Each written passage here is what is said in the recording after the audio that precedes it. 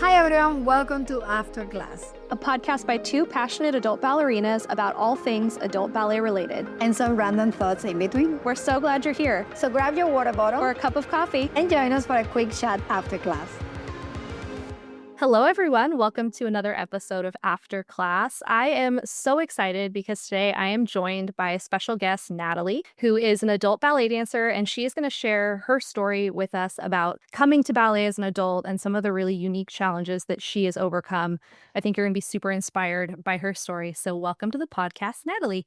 Hello, Hannah. Thank you. Thank you for having me.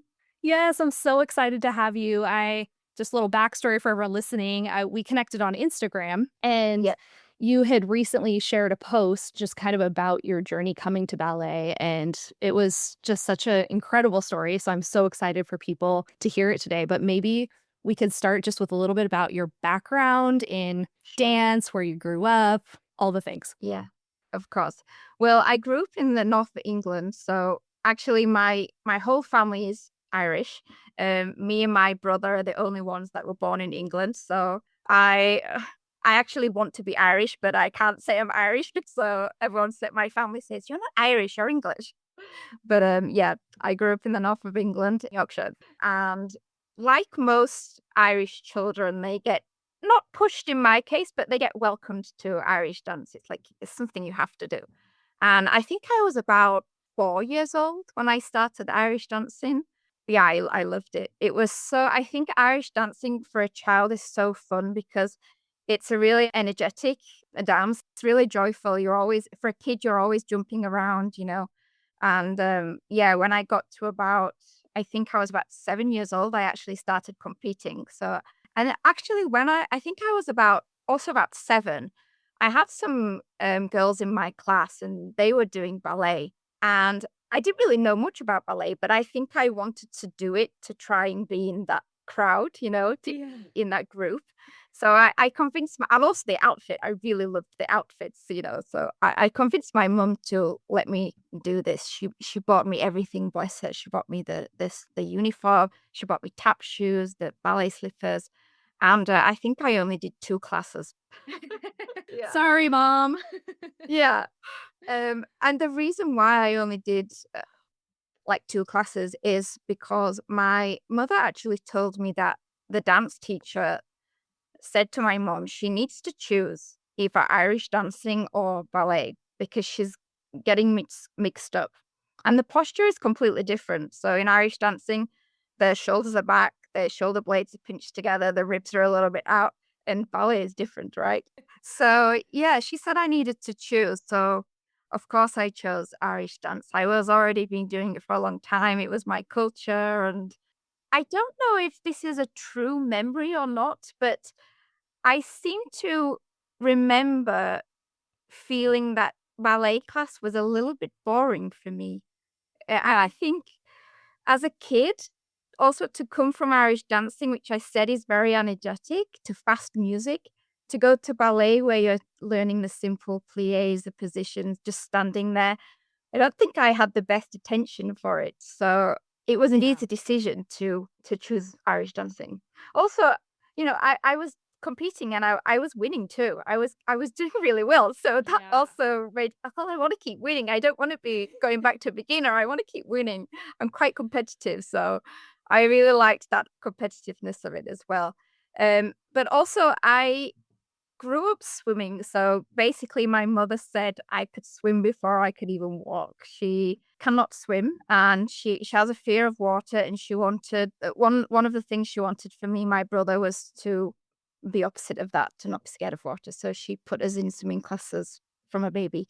And she said I just went from the get-go, just off I go. And so I did speed swimming, competitive swimming for 8 years. And the swimming pool that was next to where I was training, I saw synchronized swimmers. And I was always messing around trying to copy off them in between the lanes. And my teacher said to me, if you want to do synchronized swimming, get out and go to that pool. You know, of course I didn't. I was scared.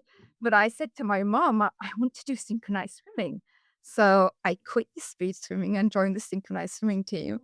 I loved it. It was great. It was like everything that I wanted, dancing and swimming in one. So I did that and went to the competitiveness of it again. And I was doing very well in that as well. So it came to when I got a bit older, I think I was around 14, the swimming became more demanding. I had a duet partner as well, and we were doing very well together. So I needed to increase my trainings. So I chose to drop the Irish dancing and to concentrate on synchronized swimming. Hey, adult dancer. Do you love the podcast and want more resources, news, and tips to support your ballet goals? Head over to thebusybunhead.com, your source for all things adult ballet. Stay in the know, find community, and fuel your motivation with resources like the bulletin board, a free monthly newsletter, and the Bunhead Book Club. Brand new to ballet? Book a session to get your questions answered. It's all waiting for you at thebusybunhead.com. It's really cool how you've had these different passions that you've been able to follow, and they've kind of just led into the next thing. I would imagine even with synchronized swimming, like there's some ballet in there. Yeah, well, it used to be called water ballet. I think it was in the 80s. I think they used to call it water ballet. So yeah, there's definitely some similarities there with it. And then I'm guessing adulthood kind of started. Did you continue with synchronized swimming or swimming into adulthood, or at what point did you stop doing that? I think I was 17. Basically, when I when I was in school, I didn't concentrate too much on academics because, to be honest, I never knew what I wanted to be, and I had a dream that I was going to be an Olympic swimmer. So I don't need school because I'm going to be Olympic swimmers, So I didn't focus too much on that. And then when I finished the swimming, when I realized it wasn't really going to go much further, I was a bit lost. What do I do now? There's nothing left for me. I spent my whole life working towards something and doing a sport, and I'm not doing anything, and this is not what I want to do. And I went to the cinema to watch a movie called Blue Crush, a Hollywood surfing movie. And when I was watching this movie, I thought, that's it. That's what I want to be. That's what I want my life to be. And so I went home after the cinema. I asked my father, where's the nearest sea to where we live? And he told me, and it was an hour and a half drive away. So that weekend came. The very next weekend, I drove to the sea. They had a surf shop. I rented a board, rented a wetsuit, and just paddled out. And because I had no fear of water, I didn't care. I was on my own, and I just went, and I absolutely loved it. That was when the full addiction started. It's amazing because to really just jump in to surfing like that, it makes sense that you had such a strong swim background so you would feel more comfortable. Yeah. But yeah, I feel like you definitely, I can tell there's a thread of you being very fearless and courageous about jumping into new things in your story, which is so fun. You just have had such an adventurous life of trying these different things. And so surfing, that became the passion of your adult life. Everything. Yeah, it sounds weird to say, and probably someone who doesn't surf won't get it or will have a hard time getting what I'm about to say, but it becomes a purpose of your life. It becomes a priority. So, because the surfing is not every day. The conditions are different throughout the day, not just every day, but throughout the day. It can change in the morning to the afternoon to the evening. And, you're not guaranteed surf, or you never know when it's going to be good. So you prioritize everything around surfing. Surfing comes first. So I got to the point where I wouldn't plan anything. Even my friends from my old hometown, they would say, oh, do you want to come to our birthday party or an event in 2 weeks? And I'd be like, oh, well, can I let you know like the day before? And they go, well, no, we need to buy tickets. Oh, well, I can't go there because, the surf might be good. And then I would be really upset if the surf was good and I would have to miss it. So, and most surfers are like that. So I have to say surfers are very selfish, but yeah, we just want to be available for whenever that surf is like that. And that was for the next 20 years. I think I was 18. Yeah, 18 when I started. And that was up until 3 years ago. So through surfing, you ended up moving locations and doing some travel around the world? Yeah. When I started surfing, I think for about a year, maybe a year and a half, I used to commute every weekend I would drive to the ocean. I'd finish work at 5:30. I used to work in a dental practice, and I would drive straight across to the coast, surf until I couldn't see anymore, and then drive back, usually in my wetsuit because it was cold. Then eventually, after about 2 years, I moved to that city, made a life there, and I used to travel once or twice a year to places like Indonesia, Morocco, Canary Islands. Also down the south of the country, a place called Cornwall. I used to have a camper van and I would drive there and camp and surf. And then I got to the stage where I thought, well, I never want to go home. When I was going home, I used to feel really sad. I could have this life, in the sunshine, and then I found an opportunity through a friend to go to Cape Verde. I got a job there as a surf instructor and I lived there for 1 year. And when I was living there, I actually met a girl from Finland and we became really good friends. And after that 1 year finished, she went to Portugal to work in another surf camp and I went back to England. I had this moment where I thought, oh, I need to get serious with life. I'm 29 years old. I need to maybe settle down, stop traveling, go back to university, get a proper job. And I did do that. And I was miserable, absolutely miserable. After the life I'd just been living, it's not what I wanted. So I quit after 5 months. And this girl from Finland who was in Portugal, she actually invited me. She said, why don't you come for a surf holiday and you can stay with me? Okay, great. I came to the south of Portugal and yeah, I loved it. And while I was here, I also got offered a surf instructor job.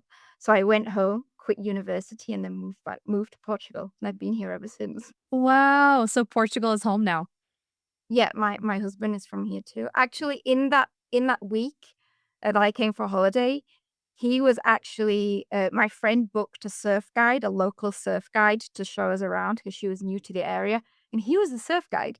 So we became friends and we stayed in touch. And I told him that I was going to come back, and we met again, and then we got together, and now we're married. Someone needs to make a movie about that story, I Yeah. think.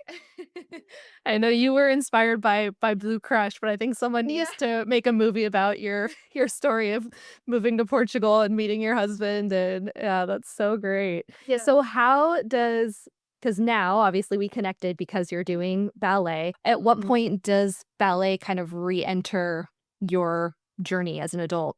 Yeah, it's a bit of a sad story. Well, it maybe you're gonna think it's sad, but about 3.5 years ago, we got married, and my husband's family bought us a big motorhome, big fancy motorhome to travel through Portugal and go to Spain, and that was going to be like our honeymoon.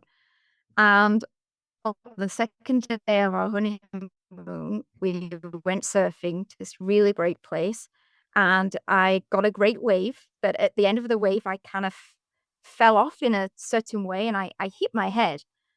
Well, the water hit my face quite hard, and in that moment, I even thought, "Oh, I'm going to pay for this tomorrow." Because after the surgery that I had in 2018, I didn't recover so well as I did before. So every little surf that I was having, I was waking up with like inflamed brain and things like this.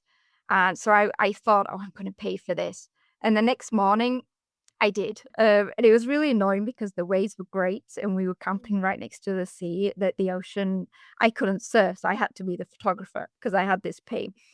And later that day, I started to get sicker and sicker. And my husband, I was adamant. No, I'm fine. I'm gonna pass this. I'm okay. During the night, I was vomiting. The next day, my husband said, "No, we're going to the hospital." And the third day of my honeymoon, I was in hospital for 2 weeks. Then following that, so yeah. So that was the last wave I've caught in 3.5 years. Wow. So that one fall was kind of the catalyst for realizing that there Well, was a larger issue. yeah, because it had happened a few times in the last, well, when I had a second surgery in 2018, and then I served for 5 more years after that.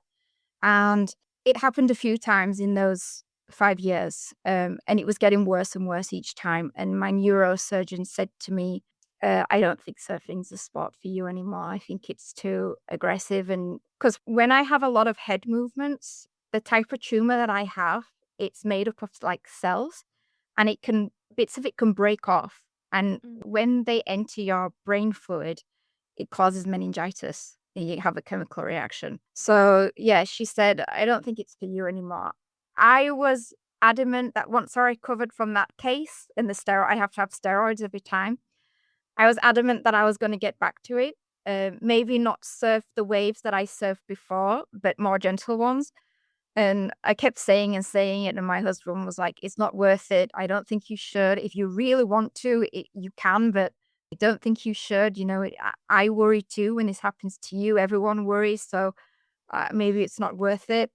So I kept saying I would, but I just never got back to it. It's been 3.5 years. So I think for the first year and a half, I was grieving a lot. I'm still grieving. I feel like someone died, like that my old self, has gone away. And yeah, so I was grieving a lot for that.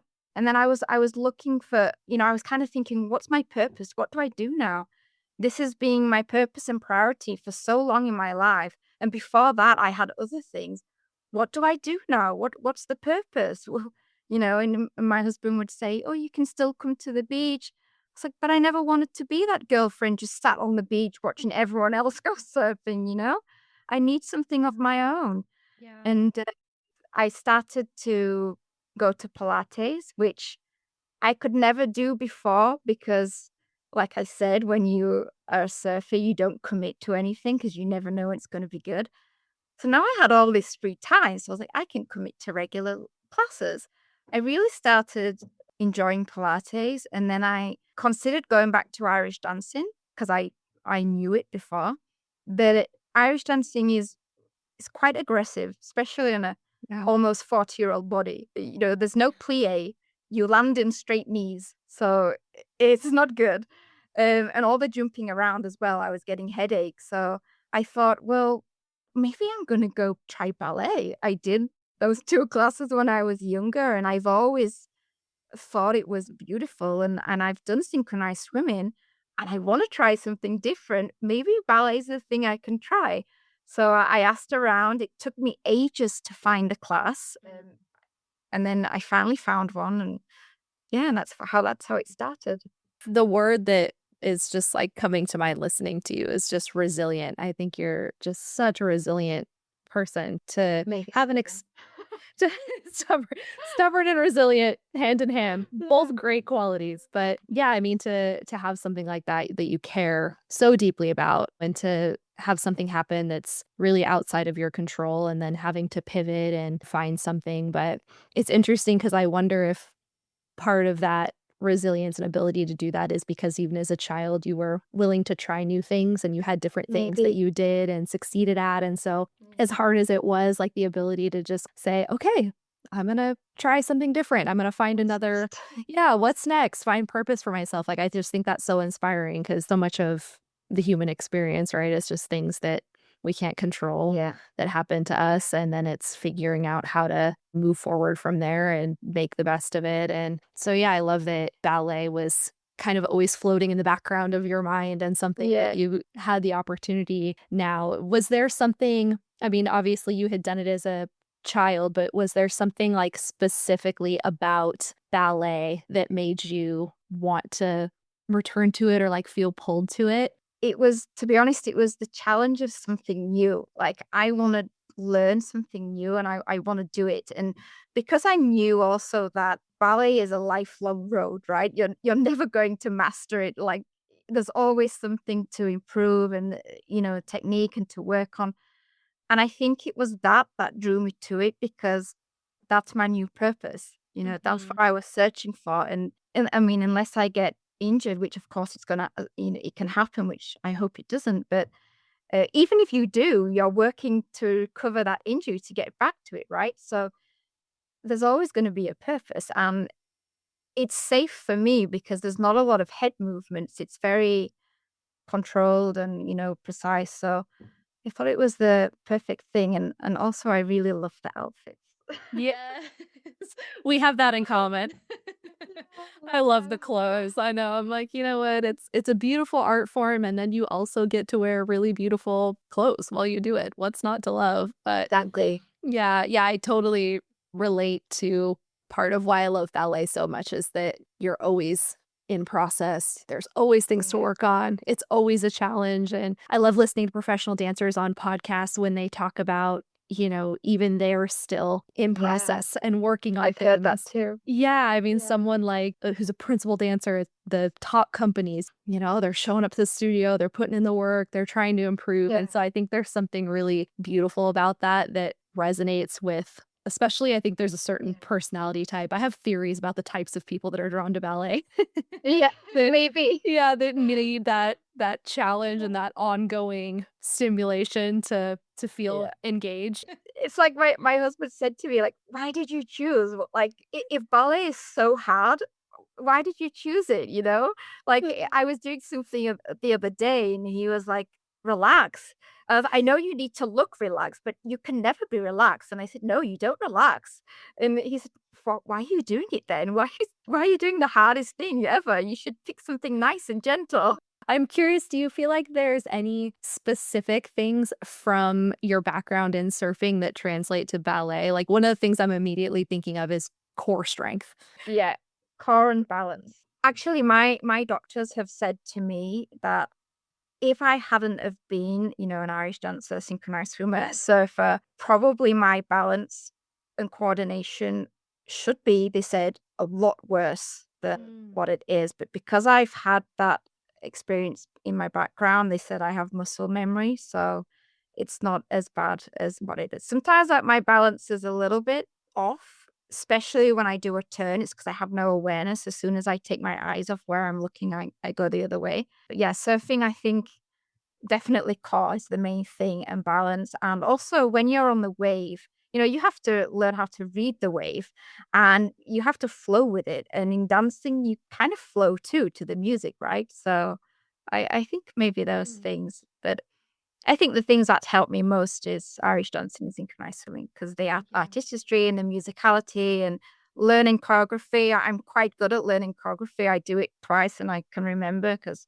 I've done it my whole life. Yeah. But yeah, so I think those things have helped me more, but surfing definitely played a part. It's actually really cool, I guess, to hear that your background in these things helped you now with the physical things that you're dealing with. Because I do think that's such a amazing benefit of dance is like there's just so many other things that it gives us as adults and then even as we continue aging, even now they're doing all these studies about Alzheimer's and how having dance in your background or actively continuing to dance as you age can really help with all kinds of mental Yeah. things and cognitive things. And so I love that about dance. I think, we tend to do it because there's other things about it we enjoy with the music and artistry and things like that, but it's also giving us all of these other really amazing benefits. What do you feel like have been some of the most challenging aspects of learning just as an adult and coming into ballet specifically, whether it's physical challenges, are there certain steps? Like I know you mentioned things like turns maybe are more challenging, but Yeah, I want to say everything's been a challenge. Yeah, even down to finding a studio to do it. But I would say probably my biggest challenge to start with, and it still irritates me, is my foot. Both my ankles actually are a little bit weaker from a lot of previous injuries in Irish dancing that I didn't heal properly. I wanted to keep going and I keep dancing, dancing over it. I've had a few sprayed ankles and broken toes in surfing too. So now in my right foot, the left foot's not too bad, but in the right foot, I have a very stiff toe. I don't know if some osteoporosis is crept in there, but it has a restriction, so it's lost mobility. So I think when I go on demi point, I sickle a little bit to the right, so that's made my ankle sore as well. And so even doing like a lunge, if your back foot's on your toes, my foot is shaking, that stability is not there. So that's really annoying. I'm doing foot exercises and mobilities and, the hot and cold things, but yeah, I do ask myself, is this ever gonna go? And I would love to try point one day. Actually, embarrassing, I do have a pair of point shoes. So when I started ballet, it was one of the first things I did. I know you can't wear them. I read a lot of things and see a lot of things. So I'm not just naive to think I can jump on in point shoes, but I bought them with a huge hope that maybe one day I could wear them. And if not, then they would just be a really pretty decoration in my house. So I was in London one day going to a neurosurgery appointment. And I went past the Block store and I went in and asked them to fit me for a pair of point shoes. And so, yeah, I have them. And then when I first got them, it was a year ago. And just a couple of weeks ago, I was really curious to see what they look like now. So I put them on and did a video, and they're still really bad. They look awful on my feet. You could see how weak my ankles were shaking, and they were both sickled, and I didn't have those nice straight lines. So like, nope, back in the bag, maybe in a few years. No, you can totally get there. And I think I actually love that you bought them as aspirational thing because they're so beautiful. It's so funny because I've always felt a little bit, I don't know, dorky or nerdy about how much I love point shoes, like the actual shoe itself. So nice. Yeah, they're beautiful. And I felt so validated because I was listening to another podcast the other day and they were interviewing a professional dancer with New York City Ballet. I can't remember which dancer it was, to be honest, but she was just gushing about how much she loves her point shoes and how beautiful they are and like wanting to, display them and things like that. And I felt so validated because I was like, oh, she's a professional and she gushes about her point shoes. So maybe it's not that nerdy after all. Well, I also like when I decided to get them, and I thought, well, if I can't wear them, I'm going to have them as decoration. I kind of got the idea from a friend of mine. She's an interior designer, and she has a pair of very small pod shoes in her daughter's bedroom, hanging on the door. And I thought it like with some flowers around, and I thought they look so beautiful. And I was like, oh, I could do that. If I don't wear them, it doesn't matter. I can just have these beautiful shoes in my house. I even sewed ribbons and elastics and everything on them. It took me 4 hours, but I did. But yeah, maybe one day. I'm not giving up. I'm still doing my exercises, and just if I can even get my ankles strong enough just to be able to stand in them without them looking ugly, that will be a huge achievement. So I know I'll never be able to dance in center. Well, no, I'll never say never. Who knows? But because of my balance issues, it's going to be a huge challenge. But just if I could do some bar in them, and also, my husband's a professional photographer and filmmaker, so I would also have a dream to have some really beautiful photos with point shoes. But I'm too embarrassed to do that now because I can't even dance in them. So, yeah, I don't feel like I can do the photos until I can at least put them, standing them properly. Yeah, but you know what? I think looking at the totality of your life and experience up to this point, you can do it. I fully believe that if anyone has the resilience and the tenacity to do it, but I think too, I love what you said about just having goals of like, even if I just am able to stand in them comfortably and feel like I'm pleased with that. Like I think that that is a great way to approach point, and it's something that I'm trying to do because I think a lot of times we compare ourselves to professional dancers and are like, well, if I can't dance on point like that, then why bother? But I think there's still something really rewarding about going on the journey wherever it takes you. And if that's being able to do a photo shoot in them someday, or if that's being able to do a bar class in them, like whatever your specific goal is for point, I feel like that's a really great mindset to approach point with instead of the like, I have to be able to do a full out class or otherwise, why bother? Basically, I just have the thought processes. I want to be strong enough to do this. It's like a challenge that I've set myself, and I will succeed. I'm going to get those strong feet and strong ankles. So that's all that I'm focused on. And I'm not, I've done sports and things when I was younger. So I know that it takes a lifetime. So I thought going into ballet, I think I'm going to be a ballerina.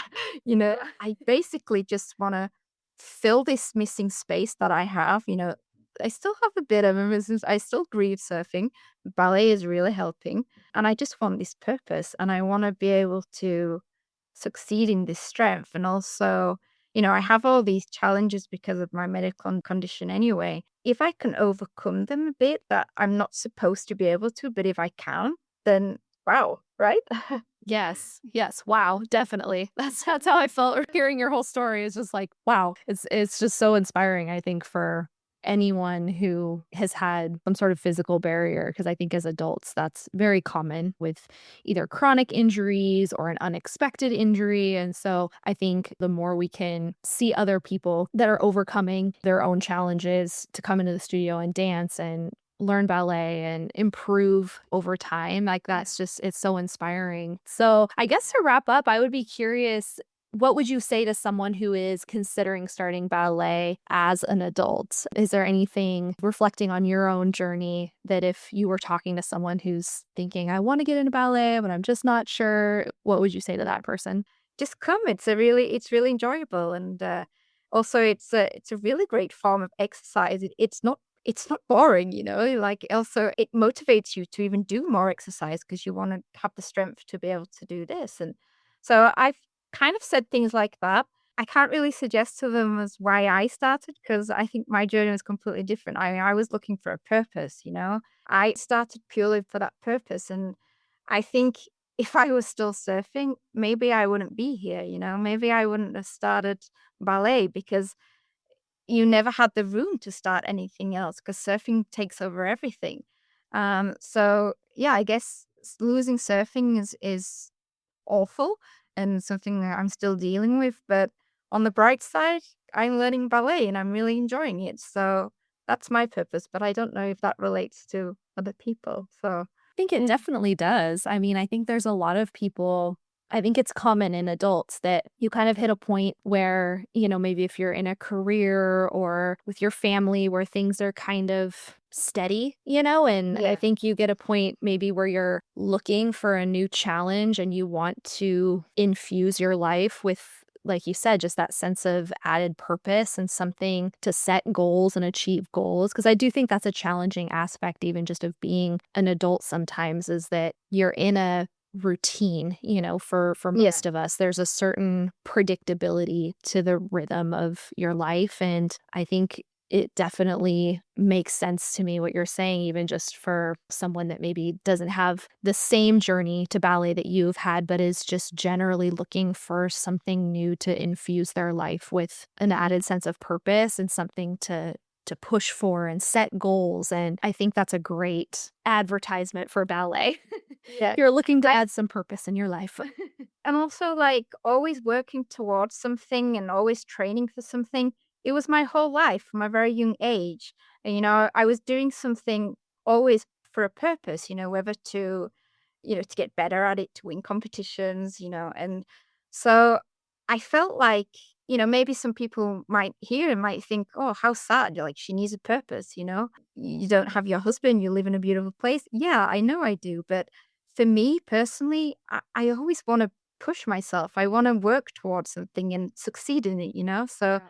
for me, ballet has become that. And yeah, I'm really grateful actually that I allowed myself to go and do it, you know? Yeah. Well, thank you so much, Natalie. You're truly Thank you. amazing. And I love hearing your story. And I think it's such a testament to resilience. And if you are willing to embrace the things that come your way and you're willing to pivot and take on new challenges, that you really can find purpose in different seasons. It might look different, but I just love your approach to ballet and your approach just to life in general of just being willing to jump into new things. And I think that it's very inspiring. So we'll put Natalie's Instagram information in the show notes so that you can follow her and follow along with her journey. Thank you so much for sharing your story with us. We hope you guys enjoyed the episode. Thank you for listening to After Class. Join the community on YouTube and Instagram or come dance with us, our weekly Zoom classes for adult ballerinas like you. Links included in the episode description. Special thank you to our sponsors. See you next time after class. Podcast produced by Mission Bridge Media.